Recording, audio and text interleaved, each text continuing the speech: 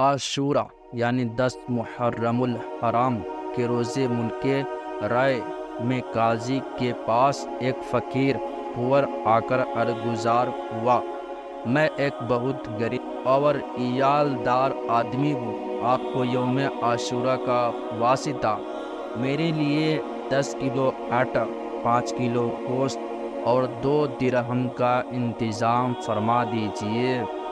قاضی جج نے ظہر کے بعد آنے کا کہا۔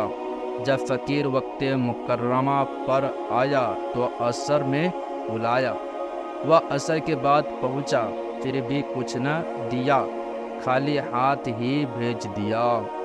فقیر کا دل ٹوٹ گیا، وہ رنجیدہ ایک غیر مسلم کے پاس پہنچا اور اس سے کہا، آج کے مقدس دن کے صدقے مجھے کچھ دے دو۔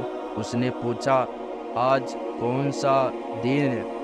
تو فقیر نے عاشورہ کے کچھ فضائل بیان کیے، جسے سن کر اس نے کہا، آپ نے بہت ہی عظمت والے دن کا واسطہ دیا، اپنی ضرورت بیان کیجیے۔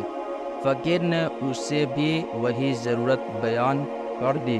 اس آدمی نے 10 بوری گندم، 100 سیر گوشت اور 20 درہم پیش کرتے ہوئے کہا، یہ آپ کے اہل و عیال کے لیے زندگی بھر ہر ماہ اس دن کی فضیلت و عظمت کے واسطے مقرر ہے۔ رات کو قاضی صاحب نے خواب دیکھا کہ کوئی کہہ رہا ہے، نظر اٹھا کر دیکھ۔ جب نظر اٹھائی تو 2 عالیشان محل نظر آئے، ایک چاندی اور سونے کی اینٹوں کا اور دوسرا سرخ یاقوت کا تھا۔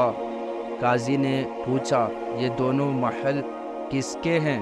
جواب ملا، اگر تم سائل کی ضرورت پوری کر دیتے تو یہ تمہیں ملتے، مگر چونکہ تم نے اسے خالی ہاتھ لوٹا دیا تھا، اس لیے اب یہ دونوں محل کھلا غیر مسلم کے لیے ہے۔ قاضی صاحب بیدار ہوئے تو بہت پریشان تھے۔